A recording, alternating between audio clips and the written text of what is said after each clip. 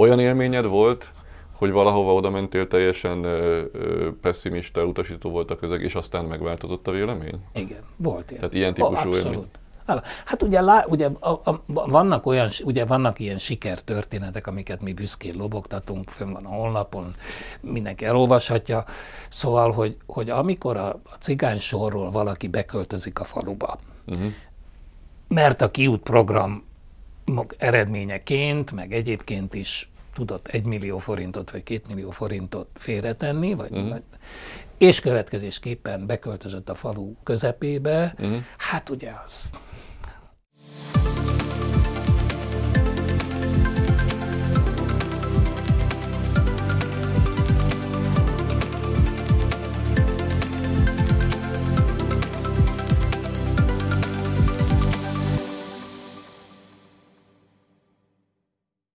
Sziasztok! Sok szeretettel köszöntök mindenkit céges podcastunk legújabb beszélgetésében.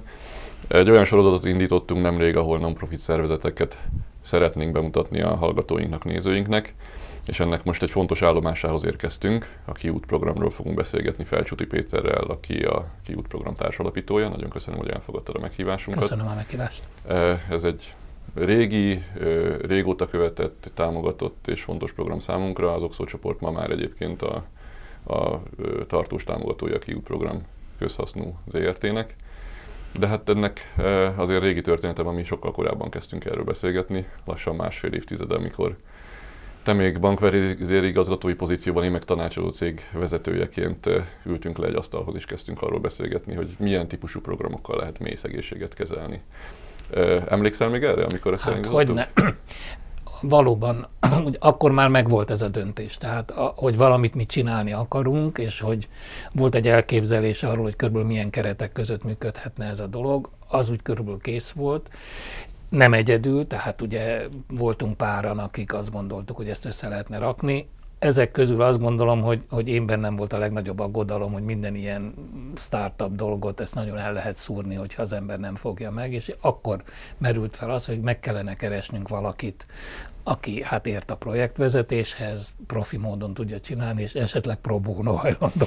Ebben a projektben mindenki pro bono kezdett dolgozni. Hát minden esetre ugye az, hogy mi pro bono, az ugye magától értetődik, de amikor elkezdünk megkeresni kvázi hivatásosakat, akkor ugye pirulva ki kell ejteni a szánkon azt, hogy és hogy ha nem muszáj, nem fizetünk érte, és hát a Deloitte, aminek akkor ugye te a vezetője voltál, ezt egyből felkapta, elkapta, és azok a munkatársak, akiket te akkor oda delegáltál, azok nagyon hasznosak voltak, nagyon komoly munkát végeztek, és valóban így tudott a dolog többé-kevésbé összeszedetten, és ha úgy tetszik, professzionálisan elindulni. Igen, ez szerintem teljesen természetes jelenség, hogy üzleti életben sikert elért csapatok és vezetők, azok úgy érzik, hogy szeretnének valami jót is tenni. Gondolom, neked is ez volt a fő motivációd.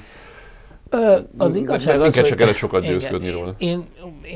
Én már viszonylag régóta, tehát nem is annyira üzleti, tehát nem is annyira, mint bankvezető foglalkoztam ezzel a dologgal. Egyszerűen csak van valamennyire a habitusom, meg az indítatásom, meg bizonyos családi előzmények, ami miatt én bennem van valamennyi fogékonyság, meg érzékenység a kevésbé szerencsések iránt. Úgyhogy gyakorlatilag ezt már megelőzte egy legalább 10 éves együttműködés olyanokkal egyébként, mint a Polgár András, aki hát a fő alapítója a Kiútnak. De hát egyébként itt azért vannak ilyen emblematikus nevek így a roma világban, Derdák Tibor, Orsos János és egyebek, akikkel mi jó korán már elkezdtünk, először az iskola, aztán másutt együttműködni, és amikor az András létrehozta a saját alapítványát, és ennek az alapítványnak a céljai között egyébként szerepelt egy munkahelyteremtő program, és akkor ő azt mondta, hogy hát jó lenne, ha én ebbe be tudnék. Csak körülbelül ez volt az a kontextus, ahogy én megjelentem. Ezt tudod röviden mondani, mert szerintem azért nem mindenki ismer, aki néz meg, hallgat minket, hát hogy mit csináltok. A Kiút maga annak idején a mintát mi azt gondoltuk, hogy lehetne venni egy mintát arról a bizonyos Yunus-féle, ez a bangladesi úr, aki Nobel békedíjat kapott, mert ugye Hát emlékszem, hogy innen indultunk, tehát ezt a modellt elemeztük annak idején. Igen, ez volt az indulás, és mi azt hittük, hogy ez talán akkor azt gondoltuk, hogy ez Magyarországon egy adaptálható. De még ezt se ismeri szerintem mindenki, tehát azt azért mondjuk el, hogy ez ilyen egy mikrohitelezés maga a logikájára mikrohitelezés az ma már gyakorlatilag a fejlődő világban egy bevett, elfogadott konstrukció. Hosszú időn keresztül nagyon nagy reményeket fűztek hozzá, mint ami egyedül, ha úgy tetszik, képes arra, hogy a mély szegénységet csökkentse. És nem utolsó sorban azért, mert ez a bizonyos Mohamed Yunus nevű úr Bangladesben egy átfogó, széles, nagy programot valósított meg, ilyen gyakorlatilag fedezett. Aminek a logikája így van, hogy nem ajándékot, nem támogatást kapnak, és hanem... ugye ő azt mondta, hogy minden szegény ember született vállalkozó. Ez valószínűleg egyébként nem igaz, igen. De minden esetre ez akkor nagyon jól hangzott, és hogy viszonylag kis összegű, fedezetlen hitelek és a csoportba együtt működve ezek az emberek képesek arra, hogy maguk számára jövedelmet teremtsenek, és nem csak jövedelmet teremtenek, de valamennyi közösségépítés is elképzelhető ezekben a kis mikrocsoportokban. És attól a és pillanattól... még a rendszer szinten a hitelt is vissza tudják fizetni. És esetleg még a hitelt is vissza tudják fizetni. Na most ez onnantól kezdve maga a mikrohitelezés a fejlődő világban egy hívószó lett, és gyakorlatilag például, hogy az ember megnézi, mondjuk az állam sok helyen, például Indiában kötelezte a kereskedelmi bankokat arra, hogy a portfóliók egy bizonyos része az kötelezően ilyen mikrohitel legyen. Hozzátartozik az igazsághoz, ha ez valakit érdekel, hogy már azért a kutatások, meg a mindenfajta tesztek, meg terepvizsgálatok, meg egyebek azt bizonyítják, hogy önmagában a mikrohitel nem gyógyszer, tehát nem mindenre jó gyógyszer, és önmagában nem feltétlenül képes a mély szegénységnek a csökkentésére, de mi ezt akkor nem tudtuk. Tehát 2009-ben nekünk ott volt ugyanaz a minta, ami mindenki számára ott de ezzel együtt hitelezési konstrukcióval dolgoztak most is. Igen, de ma már tudjuk, hogy a hitel az eszköz. Tehát, hogy a hitel nem cél ebben az esetben. Tehát, hogyha a hitelt adunk, az önmagában véve nem fog a helyzeten képzést, mentorálást, mindenfélét kell mellé adni. Valójában folyamatos mentorálás kell, és valójában ugye azt a fajta ahogy mondani, szakás, tanult tehetetlenséget, ami a mi ügyfeleinket, a mély szegénységbe élőket jellemzi, hogy gyakorlatilag elvesztették a hitüket, azt a fajta hitüket, hogy ők képesek lennének beilleszkedni a többségi társadalomba, és képesek lennének azokat a szerintük megugorhatatlan magasságokat, amiket a többségi társadalomba való beilleszkedés jelent, azt ők nem tudják megcsinálni, gondolják ezt ők magukról. Tehát valójában a hitel, a fedezet nélküli hitel, az valójában az eszköz, de valóban mindazokkal a további eszközökkel, amilyen a mentorálás, amilyen a folyamatos együttműködés szakmai területen is, és valamennyire természetesen az ő egyéniségüknek a formálása, az mind együtt jelenti azt, ami remélhetőleg munkahelyet, jövedelmet és a tanult tehetetlenség leküzdését jelenti a számukra. Ugye annak idején egy alapos tervezés előzte meg, mielőtt ebbe belevágtatok, ami nem mindig tipikus, tehát mi azért most sokféle non-profit szervezeteket vizsgálunk, figyelünk, dolgozunk együtt másokkal is. Én inkább azt mondom, hogy az a többség, aki úgy dur bele, neki megy, és valami jót akar tenni, és közben tanulja meg, hogy kell csinálni. Ti meg alaposan megterveztétek, hogy mit akartatok. Mennyire azt csináltatok, amit terveztetek, meg ez mennyire segített ahhoz, hogy sikeres legyen, amit csináljatok? Az első, ugye hát itt ilyen, ugye én most már úgy látom, nem mintha nagyon sok vállalatot alapítottam volna, már úgy értem, úgyhogy nem mernék ilyen általános. Vezetni viszont vezettem. Ugye az első, amit rögtön lát az ember, azt azért tudtam, hogy ennek úgy neki menni egy ilyen átfogó, széles, sokfelé terjedő, sokféle funkcióval működő szervezet számára csak úgy neki menni és megalapítani, az az én, ha úgy tetszik, bankvezetői habitusommal egyszerűen nem volt összeegyeztethető. Tehát én azt gondoltam, hogy ilyen nem létezik, hogy pénzt adjunk egy valamire, ami ennyire szervezetlen, vagy ennyire amorf. Tehát, ha úgy tetszik, ahhoz én ragaszkodtam, hogy jelenjen meg valaki, hogy aki szíveskedjen valami struktúrát, meg formát adni ennek a dolognak. És ezt a Deloitte-tól mi ezt meg is kaptuk, ezt a szolgáltatást, de az már egy másik kérdés, hogy mivel a modell, az a Yunus-féle modell volt, amire 2-3 éven belül rá kellett jönnünk, hogy de az a modell nem működik, ezért aztán persze változtatni kell. De egyébként még a vállalkozás indításánál is mindig valamiből elindul az ember, és aztán a tapasztalatokat integrálva valamivé építi.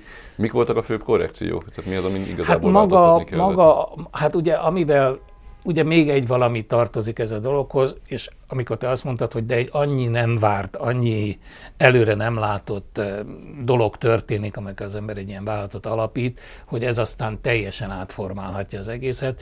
Nálunk például rögtön az történt, hogy valahogy megjelent egy Európai Uniós közvetlen pályázati lehetőség, az Európai Unió is ilyen teszt jelleggel indította ezt a dolgot, hogy nem a kormányokon keresztül, hanem egy közvetlen pályázat útján lehetett pénzhez jutni, és ami legnagyobb megdöbbenésünkre pályáztunk és nyertünk. És ugye ami viszonylag hát még mai viszonyok között is jelentős összeg, ilyen 1,5 millió euró körüli összeg volt.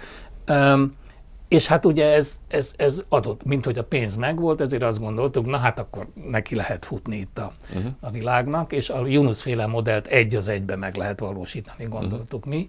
És tényleg terepmunkások, ügyfelek, szervezet, kihelyezett hitelek, ugye a Raiffeisenbankot én akkor még mint bankvezető, ugye azt gondoltam, hogy csatasorba, ahogy te a Deloitte-tal megtetted, én azt gondoltam, hogy a Raiffeisenbankkal én is megtehetem, és valóban a Raiffeisenbank biztosította azt a back office-t, ha úgy tetszik, azt a hitelezési hátteret, ami lényegében ennek a projektnek a működéséhez kellett.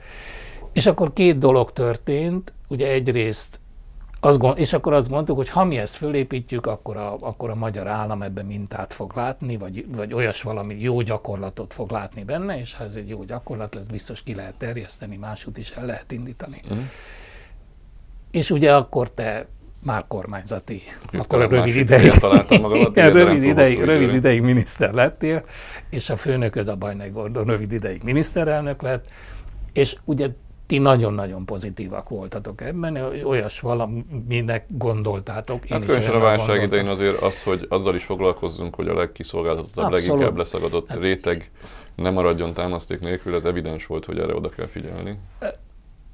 Azt mondanám, hogy evidens neked, meg evidens volt a Gordonnak, és láthatóan nem feltétlenül evidens egy másik kormánynak, mert 2 dolog történt, ugye a tesztidőszak lezárult, mi elszámoltunk az Európai Unió felé, az Európai Unió ezt jó gyakorlatként meghirdette a maga köreiben, volt egy ilyen minikonferencia, ahol ott minden agyba-főbe lettünk dicsérve, hogy ez egy milyen kiváló kezdeményezés. A Világbank dettó fölrakta a maga honlapjára, és azt mondta, hogy hát ez nagyszerű dolog, a pénz elfogyott, és jött egy kormányváltás ebben az ügyben, és ez a kormány, amelyik érkezett, hát ha finoman fogalmazok, akkor nem osztotta a te álláspontodat ebben a kérdésben, és gyakorlatilag azóta mi egy nem létező entitás vagyunk, a magyar kormány, az egymást követő kormányok, vagy mit tudom, átalakuló kormányok számára, és hát ezzel a ténnyel nekünk szembe kellett nézni, hogy hogyan lehet akkor ezt a dolgot folytatni. Igen, sajnos tegyük hozzá, hogy ebben a szegmensben nem ti vagytok az egyetlen, akik ebben a cipőben járnak. És ami talán azért volt egy kicsit más, mert azért a magánszektor, a magánszféraban van valamennyi támogatási készség is, meg képesség is, de jellemzően a magánszféra, és ez egy érdekes tapasztalat, ők úgy gondolják, hogy azokat érdemes támogatni, amit olyan könnyű megérteni, oktatás, gyerekek támogatása, egészségügy, amik kiváló célok. És azt, hogy valakit hozzásegíteni ahhoz, hogy ne legyen támogatásra rászoruló, hanem indítson vállalkozást és önfenntartóvá váljon, ez már olyan komplex gondolat. Ez annyira, ugye itt ebben a pillanatban belép az érintett magánszektorbeli egyébként támogatni akaró embereknek, belép az a gondolat, hogy de ha ebben van valami kis üzlet, mert ugye mégiscsak van olyan szavak szerepelnek benne, mint hitel, meg hitelt vissza kell fizetni, meg nem, akkor itt nézzük a hagyományos megtérülési szempontokat. És az első kérdés, amit nekünk kiváló magyar vállalkozók, tehetséges, jó jövedelemmel, vagyonnal rendelkező, és egyébként segítőkész vállalkozóknak, miért nem térül ez meg? Már úgy értem, mint vállalkozás. Ha jól értem a pénzügyi paramétereket, nagyjából a hitel kihelyezett pénztömeg az tud konstans lenni, de az arra költött pénz, hogy itt mentorálást, segítséget, folyamatos felügyeletet kapjanak a szereplők, az viszont már nem termeli ki magát, tehát ehhez szükséges a finanszírozás. Hát ugye, mert én azt is el tudom képzelni, hogy azért óckodik valaki, mert hogy most minek támogassam azt, hogy te adjál hitelt, ami úgyse fizetnek vissza, és igazából az egész csak egy veszteség. De az egész nem erről van szó. A támogatás igazából a szervezet működtetésére és az emberekre kell. Valójában ugye, ha az első kérdés, amit föltesz az ember, hogy mekkora nyereségtartalma van egy ilyen, tehát mire elég egy uborka. Tehát, hogyha valaki, mit tudom én, 1000 négyzetméteren uborkát termel, mennyi annak a bruttó profit tartalma, amíg minimum 2 dologra ezek szerint elég kell, hogy legyen, hogy a mi működési költségeinket, veszteségek, kamatok, bérek, stb. Kifizes, és neki még elégséges jövedelme maradjon. Na most ezt nem kell, szóval pusztán intuitív alapon beláthatja az ember, hogy nem nagyon valószínű, hogy az uborkázásban ennyi pénz lenne. És nincs is. Tehát valójában, ha ők vissza tudják fizetni a hitelt, az már egy nagy dolog, ne adj Isten, vissza tudják fizetni még a kamatokat is, kiváló, de hogy az fölött bármi mást fizessenek úgy, hogy neki érdemes legyen uborkáznia ezen a viszonylag kis hát szóval, hogy ez nem működik. Következésképpen nyugodtan, modellszerűen ki lehet jelenteni azt, hogy gyakorlatilag ugye itt 2 blokk van, a jövedelem megkeletkezik az ügyfeleinknél, a költség megkeletkezik a kiútnál. És az a költség, ami a kiútnál megkeletkezik, azt nyugodtan fölfoghatnánk úgy, mint egy állami költséget. Ugye az államtól se kérdezzük meg azt, hogy amikor munkahelyet teremt a valamilyen térségben munkahelyteremtő tevékenységet folytat, nem kérdezünk megtérülési mutatókat tőlem, mert azt gondoljuk, hogy az állam az adózók pénzéből ott valamit csinál, és egy szélesebb értelembe vett megtérülés lesz. Makrogazdasági meg társadalmi megtérülést szoktunk kérdezni. De nem a vállalkozást magát. Igen, de ott meg kifejezetten jók lennének ezek a mutatók. Igen, tehát én azt gondolom, hogy nálunk is az a helyzet, hogyha kettőt együtt nézed, hogy tudnélik az ügyfélnél jövedelem keletkezik, ki tud lépni ebből a tanult tehetetlenség állapotból. Adót fizet, Isten ne adja. Nem szorul támogatásra. Nem szorul támogatásra. Valamennyire ugye vannak ilyen soft tényezők, hogy beilleszkedik, a gyereket iskolába küldi. Szóval mindent, amit a civilizált, hogy mondjam, nem rosszul fogad, nem civilizált, mindent, amit a polgári lét, vagy ahhoz közeli lét számára természetes, az most már neki is természetes. Ez az, amit egyébként az állam valószínűleg szem előtt tart akkor, amikor ilyen akciókat végez. A különbség az, hogy mi is ugyanezeket tartjuk szem előtt, de ahogy az állam ilyenkor az adóbevételből finanszírozza ezt a dolgot, és ezt jól elköltött pénznek tartja normálisan, mi a saját pénzünket költjük, vagy a támogatók pénzét költjük erre, mi is azt gondoljuk, hogy ez jól elköltött pénz, de senki nem teszi fel azt a kérdést, hogy közvetlenül megtérül ez a dolog, mert közvetlenül nem térül meg. Ez megnehezítette, és egyébként valamennyire mind a mai napig megnehezíti, hogy mi komoly, hát hogy is mondjam, a piacról, vagy a magánszférából komoly pénzeket tudjunk keresni. Az Oxo, köszönjük szépen, hogy ő erre hajlandó volt, de maga ez a gondolatmenet, ami szerintem nem egy nagyon bonyolult gondolatmenet, de mégis úgy tűnik, hogy van egy ilyen lelki korlát a komoly... Nekem nagyon furcsa, de lehet, hogy azért, mert egyrészt én régóta ismerem a programot, másrészt azért hasonló világból jövünk, tehát mi nem a felzárkóztatási célra, nem a mély szegénységben élőknek, hanem egyébként tehetséges vállalkozó fiataloknak biztosítunk lényegében befektetésekkel kitörési lehetőséget, vagy önmegvalósítási lehetőségeket. Tehát mi értjük, hogy egyébként egy pénzkihelyezés, az hogyan segíthet valakit hozzá, hogy óriási lépcsőket ugorjon. És ráadásul azt gondolom, hogy a szociális programoknak nem az lenne a célja, hogy valaki megrekedjen egy helyzetben és folyamatos támogatásra szoruljon, és majd valaki mindig biztosítja ezt a támogatást, hanem hogy minél kevesebben hát valójában így van. Szoruljanak támogatásra, és pont azoknak a programoknak van leginkább értelme, amik azt biztosítják, hogy egy ilyen kitörés az megvalósítható legyen. Mi azt gondoljuk, hogy az a legjobb ügyfél, aki elhagy bennünket.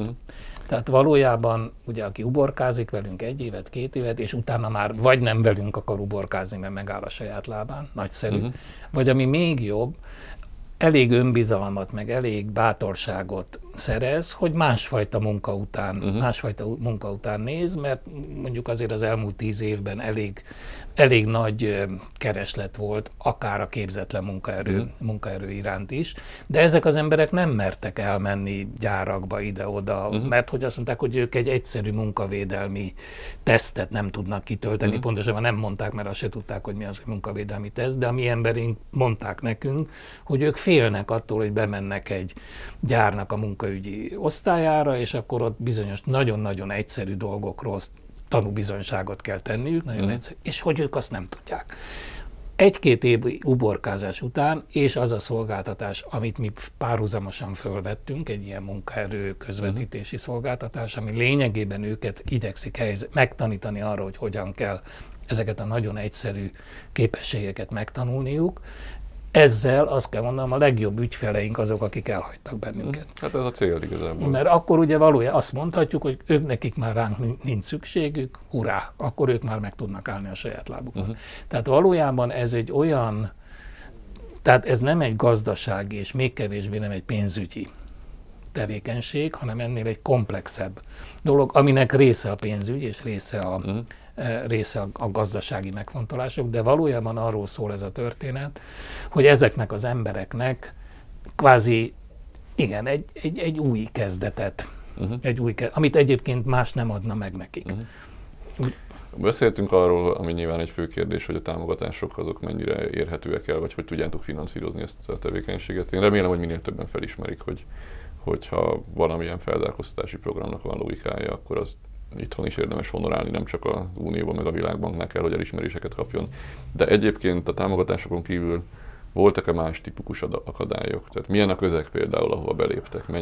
Mennyire támogató, vagy mennyire szkeptikus veletek? Hát azt kell mondanom, hogy ez nagyon változó, ez falvanként változó. Van olyan falu, ahol a polgármester most pártszínektől függetlenül, de hát a többség amúgy is független. Igen, ezek legkisebb települések. Ezek nagyon kicsik. Ők látnak benne fantáziát, és ezekkel a polgármesterekkel, meg ezekkel az önkormányzatokkal lehet együttműködni, és ez teljesen jó. És természetesen tudjuk, hogy vannak olyan falvak, és vannak olyan polgármesterek, akikben van egy, minek nevezem, egy feudális hajlam, hát azok az ő világa, ő osztja a pénzt, ő adja a közmunkát.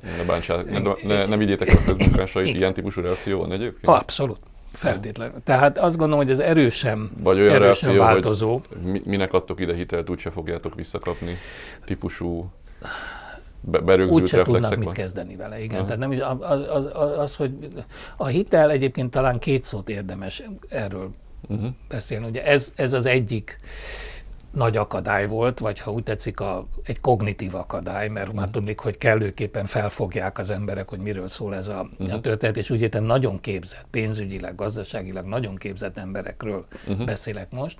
Amikor mi kiejtjük a szánkon azt, hogy hát körülbelül 30%, mármint aki nem fizet, vagy mármint amit nem fizetnek vissza, a kihelyezett összeg.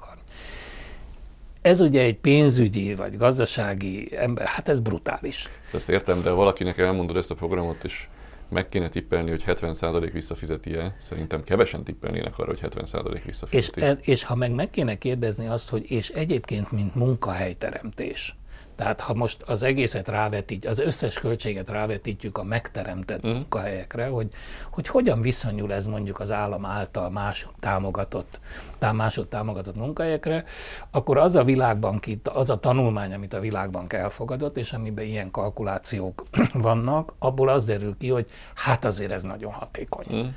Csak ahogy mondtam, ez egy kognitív korlát, amiről itt beszélünk, tehát a 30% az kiüti a biztosítékot azoknak az embereknek a fejébe, akik azt gondolják, hogy de hát hol lesz akkor ebből megtérülés. Igen, más koordinátorrendszerben próbálják ezt elhelyezni, tehát nyilván edukálni kell mindenkit. Olyan élményed volt, hogy valahova oda mentél, teljesen pessimista, utasító volt a közeg, és aztán megváltozott a vélemény? Nem. Nem? Nem, sajnos. Próbálok. Mondjuk aki adott az nem ebből a megfontolás. Tehát nem a támogatókat kérdeztem, bocsánat, akkor lehet, hogy félreérthető voltam, hanem hogy mondjuk egy kis települési polgármester azt mondta, hogy most minek próbálkoztuk, úgyse fog működni, majd 1-2 évben azt mondta, hogy na, hát nem gondoltam volna. Igen, volt ilyen. Tehát ilyen típusú élmény. Hát ugye vannak ilyen sikertörténetek, amiket mi büszkén lobogtatunk, fönn van a honlapon, mindenki elolvashatja. Szóval, hogy amikor a cigány sorról valaki beköltözik a faluba, mert a Kiút program eredményeként, meg egyébként is tudott 1 millió forintot vagy 2 millió forintot félretenni, és következésképpen beköltözött a falu közepébe, hát ugye az...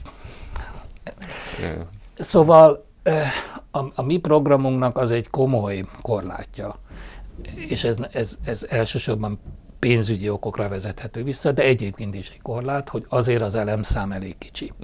Tehát amiről mi itt beszélünk, az ilyen százas nagyságrend. Majd 100 olyan ügyfeletek van, 100 család mondjuk, igen, akik persze cserélődnek, újak jönnek, de azért 100 fölé, 100-120, a fölé nem nagyon megy. Hány település egyébként? Hát 8-10.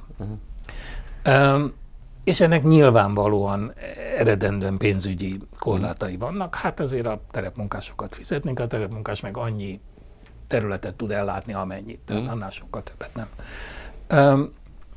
Ez egy komoly korlát, mert ugye nem egészen ugyanaz, mint hogyha 10 000 ügyfél lenne, az már ugye egy elemezhető, előrejelezhető, már sok mindent lehet kezdeni 10 000 ügyféllel.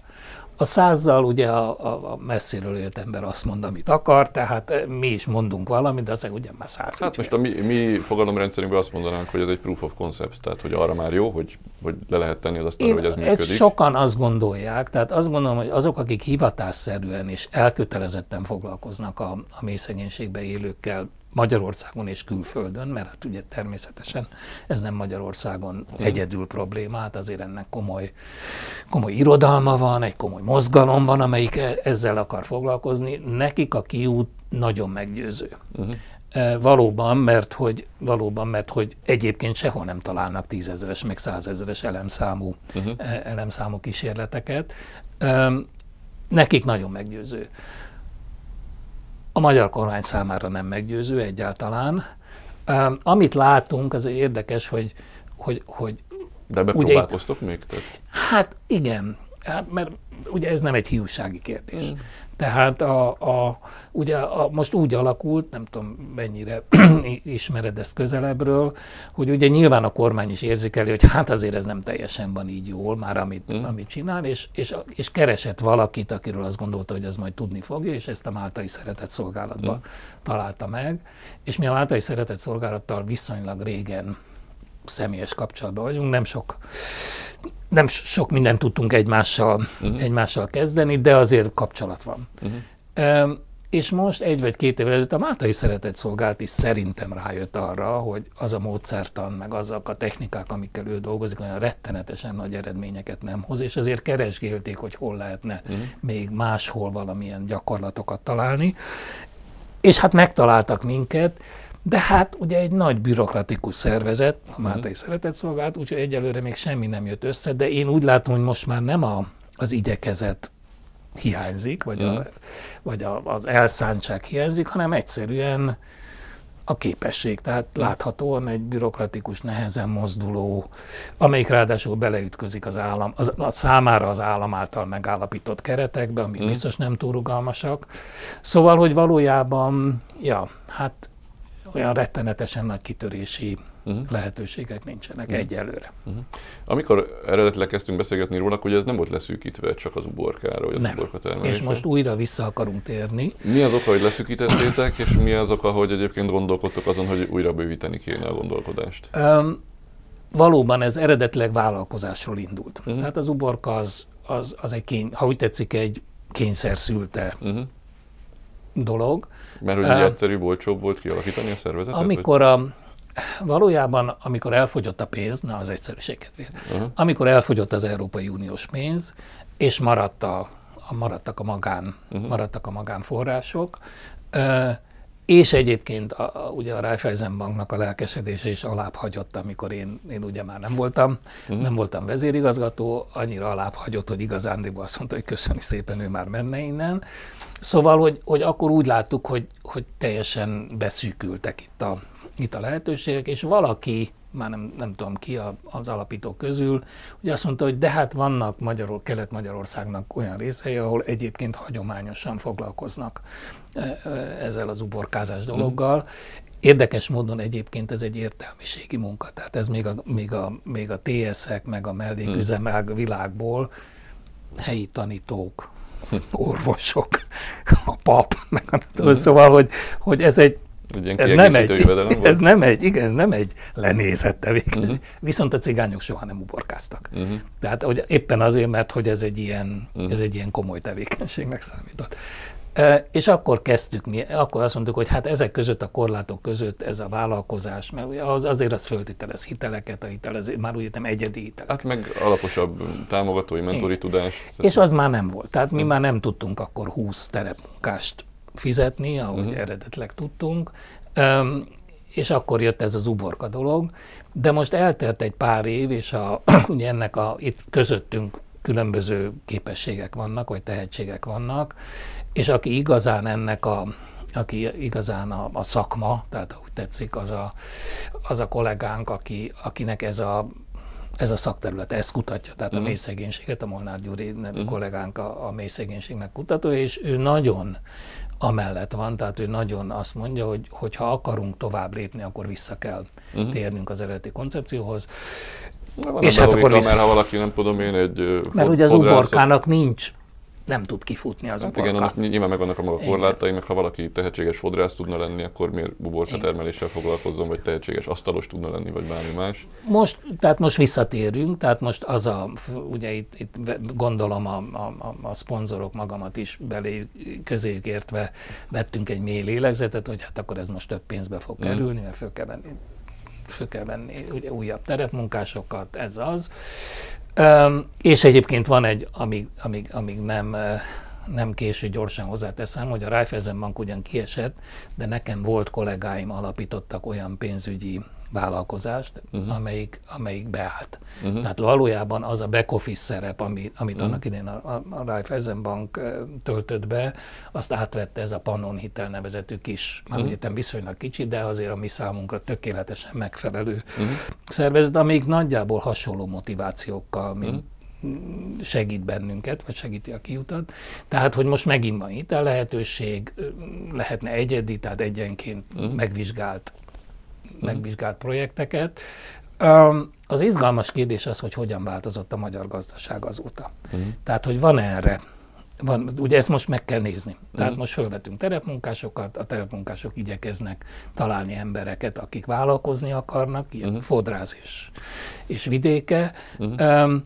Az izgalmas kérdés az, hogy a magyar gazdaság hogyan alakult át azokon a területeken. Ugye a 15 évvel ezelőtt valódi probléma volt, hogy nincs munkahely. De ma már azért az, hogy nincs munkahely, ezt azért így már nem merném kijelenteni, és hogy ennek következtében az emberekben van-e hajlandóság, vagy tömegesen vágy arra ennek a típusnak, hogy a kézenfekvő, alacsonyan kvalifikált, ám de viszonylag jól fizető fizikai munkát válassza, vagy a fejében legyen valami vállalkozási ötlet, ugye ez nem triviális.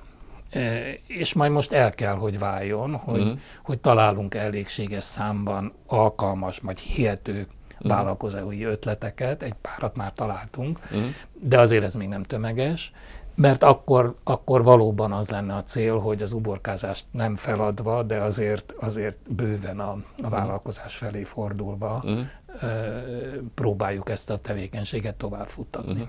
Mi a jövője a kiútnak szerinted?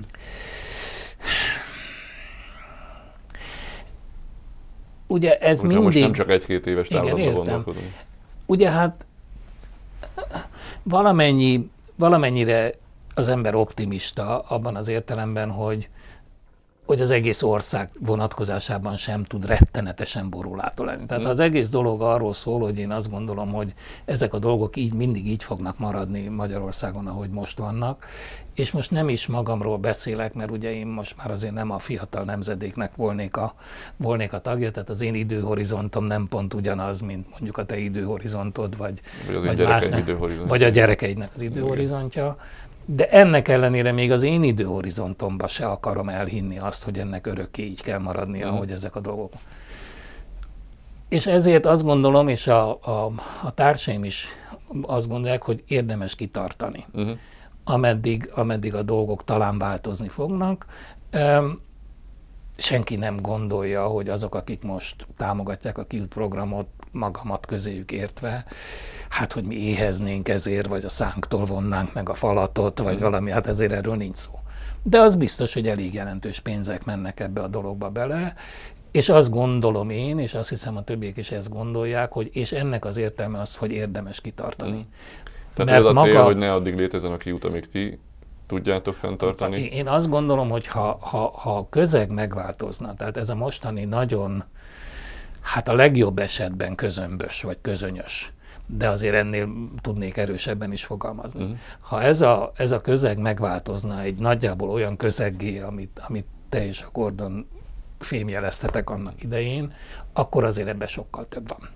És én azt gondolom, hogy pont nem is annyira a munkahelyteremtő része a dolognak, hanem az a bizonyos mentális, kognitív, lélektani, stb.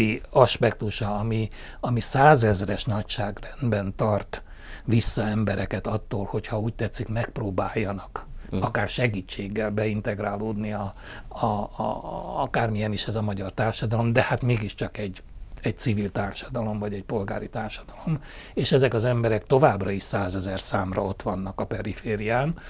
Hát én azt gondolom, hogy az a módszertan, amit az elmúlt 1,5 évtizedben létrejött, az bőven egyike lehet a legfontosabbaknak. Nem állítom, hogy az egyetlen, de hogy fontos és hasznos eszköz lehetne ebben a újraintegrálási folyamatban, ebben egészen biztos vagyok.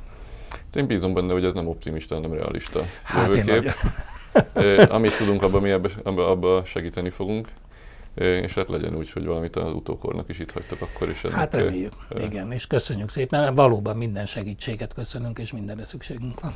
Köszönöm a beszélgetést, és köszönöm, hogy elfogadtad a meghívást. Köszönöm azoknak, akik követtek minket és végighallgatták. Ha érdekesnek találjátok ezeket a témákat, akkor iratkozzatok fel a YouTube csatornánkra, vagy kövessetek minket és hallgassatok a Spotify-on. Sziasztok!